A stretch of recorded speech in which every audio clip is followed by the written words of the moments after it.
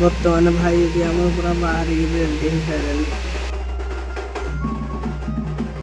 ଆଜି ଭାଇଙ୍କ ମନ ଦୁଃଖ, କାହିଁକି ନା ଯୋଉ ଖରା ହଉଛି ଗୋଡ଼ ପୁରା ତାତି ସାରିଲାନି ଭାଇଙ୍କର। ମୁଁ ଆପଣଙ୍କ ମାଉସୀ ଭାଇ ଚିଣ୍ଟୁ, ଆମେ ସାଙ୍ଗସାଥି ସବୁ ବସିଗଲୁ। ଆମେ ଗୁରେ ଭାଇଙ୍କର ମନ ଦୁଃଖ, କାହିଁକି ନା ଥଣ୍ଡା ଟିକେ ପେଟରେ ପଡ଼ିନି ତ। ଆମେ ପହଞ୍ଚିଗଲୁ ଭାଉଜଙ୍କ ଗାଁରେ। ଆମେ ସାଙ୍ଗସାଥି ସବୁ ଟିକେ ବୁଲାବୁଲି କଲୁ, ଟିକେ ମାହାଲିକି ଧରିକିନା ପୁରା ମସ୍ତି କଲୁ। କ'ଣ କରିବା, ଷ୍ଟାର୍ଟ ହେଇଗଲାଣି, ଚାଲ ଭାଇଙ୍କ ସାଙ୍ଗରେ ଫଟୋ ଉଠେଇଦବା। ଆମେ ମାମୁଁ ହତସ୍ୟା ପ୍ରେମିକ, କ'ଣ କରିବୁ, ଗେଟରେ ଠିଆ ହେଲୁ। ଆମ ମାହାଲି ଭାଇକି ଦେଖ ଟିକେ, ଖାଲି ତ ଲାଜେଇ ଯାଉଛନ୍ତି। ପ୍ରସେସନ ଷ୍ଟାର୍ଟ ହେଇଗଲା, ତାପରେ ଫୁଲ୍ ମସ୍ତି ଏନ୍ଜୟ ପୁରା ଭରପୁର, ପୁରା ଫାର୍ଷ୍ଟରୁ ଏଣ୍ଡ ଯାକେ ପୁରା ଆମେ ହିଁ ଅଛୁ। ଟୁକା ମାନେ ଗୋଟିଏ ଧାରାବେଡ଼ା ଟୁକା।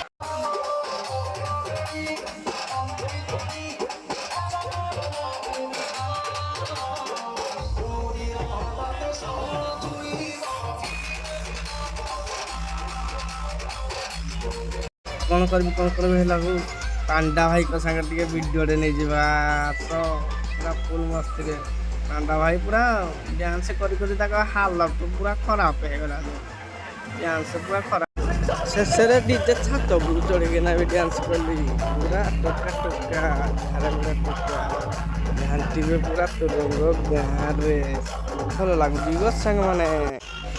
ମାଉସୀ ଭାଇର ଗୀତଟା ଟିକେ ମନ ପାଉନି ତ, ସେଇଥିପାଇଁ ଚିଣ୍ଟୁ ପୁରା ଟିକେ ନାଚିବା ପାଇଁ ଆଗ୍ରହ ହିଁ ନାହିଁ।